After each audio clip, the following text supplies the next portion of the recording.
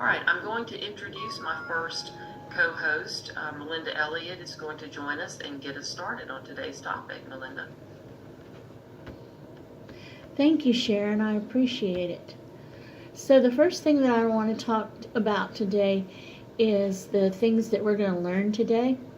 Number one, the meanings of frequently used acronyms related to the transition process. Second, answers to questions about transition planning. Third, answers to questions about adult service agencies. And four, where to find good transition resources and information. We want to make sure the training is useful, and one of the ways we do that is with a check-in process. I'm going to ask you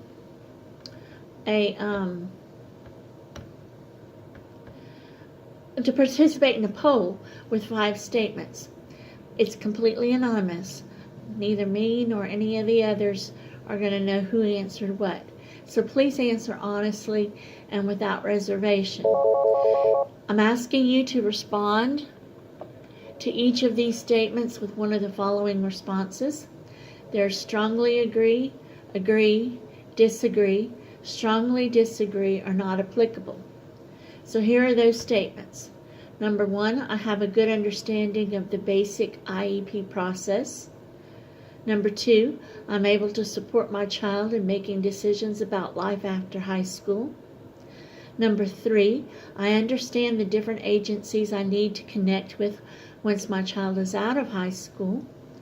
Number 4, I feel confident in my ability to help my child have a productive life after high school.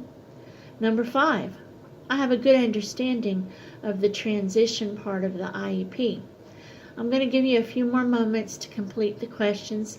We're going to do this again at the end using the same questions, and hopefully you'll see how much more confident you are after the presentation.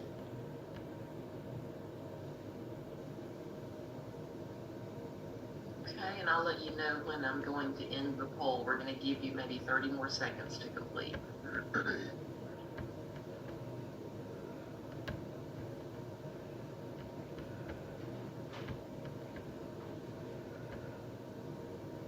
Wallace, you got your solo prepared? Yeah. That sounded very quiet. Not too sure. All right, guys, 10 more seconds.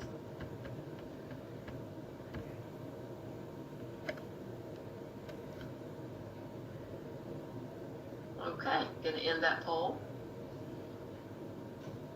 And Melinda, go ahead and let's continue on. Great, thank you. Okay, so the first thing that I want to talk about is those acronyms. We want to provide you some of the commonly used acronyms at the start of any of our presentations. That's partly so you won't get lost if we accidentally use one without explaining it, and partly to get you familiar with the jargon used in the special education arena. Don't worry about writing these down. You're going to have them in the slides that are going to be emailed to you after the presentation.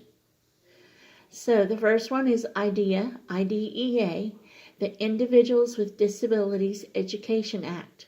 That's the federal law that defines special education services. Then there's IEP, Individualized Education Plan. That's the document that drives your child's educational services and supports. Then there's FAPE, F-A-P-E, a free appropriate public education. It's the foundation of IDEA.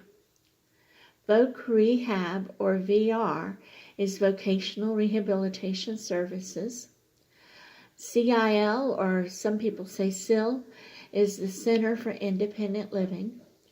And CAP, C-A-P, is the Client Assistant Program. CTE is Career and Technical Education Program. In Louisiana, that's called Jump Start. And then WIPA, or W-I-P-A, is the Work Incentives Planning and Assistance. So we're going to start by answering some questions about transition planning for high school students. So, what is a transition plan? A transition plan is a statement of transition needs that's based on the student's transition assessment and future goals. When complete, it's written into their IEP. IDEA, the Individuals with Disabilities Education Act, mandates that the annual IEP, Individualized Education Program meeting, focuses on more specific planning and goal setting for the necessary transition services. Factors that need to be included are academic, preparation, community experience, development of vocational and independent living objectives, and if applicable, a functional vocational evaluation. If your child's teacher has been teaching a long time, he or she might refer to it as a transitional IEP. That's what it was called years ago, but you need to be aware there's no longer a such thing as a transition IEP, but an IEP with the transition plan in it. So, the next question, at what age does a transition plan need to be in place? IDEA requires the first IEP that will be effective when the child turns 16. There must be a transition plan. The IEP team may begin discussing transition services with the student before the student turns 16 if they see fit.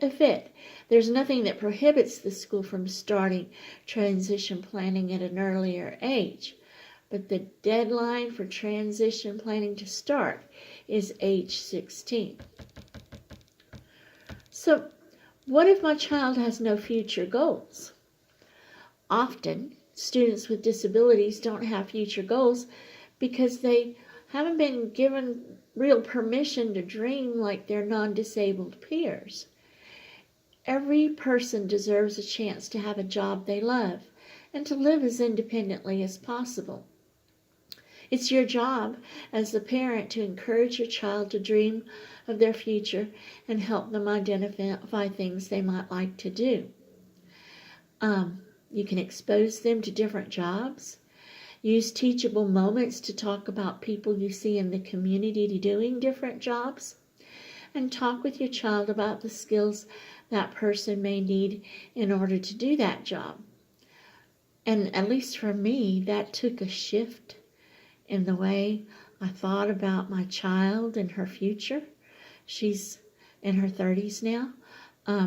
So that was a change that I had to make as well, that I'm not going to be around forever, and she deserves a job that she loves.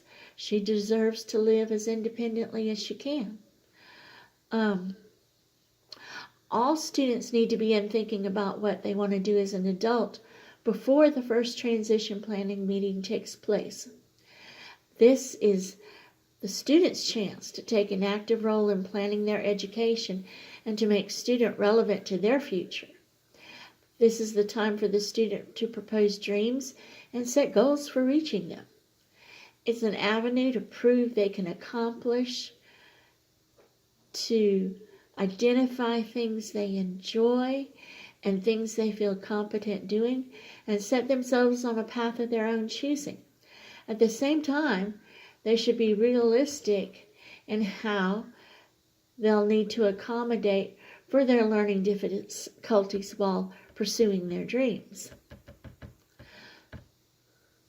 Let's take a little detour for a few minutes to talk about some more information. Transition plans should emphasize the student's ability rather than their areas of difficulty. So here's some steps high school students can take to prepare for the transition planning process. They could use the school's Career Center to identify their interests and find out what education and training are required for different areas. They could complete interest inventories to identify their interests, skills, abilities, and aptitudes as they relate to employment. Students could do volunteer work or entry-level jobs in their field or fields of interest. They could observe and interview adults who perform the type of work that interests them. Students could visit training institutes and colleges to learn about entrance requirements. That's going to help your teenager choose the necessary classes in high school. As we recognize that students with more severe disabilities have fewer opportunities, but we should always presume competence and give them the dignity of risk. I like that. Presume competence and give them the dignity of risk. Let them try. Just like students without disabilities, students with disabilities often change their career paths and post-high school dreams, didn't we all? It doesn't mean they failed. It simply means that they've adjusted their goals to align with their interests and abilities. And I believe this is the part where I introduce my friend and co-worker, Wallace Johnson, for his section.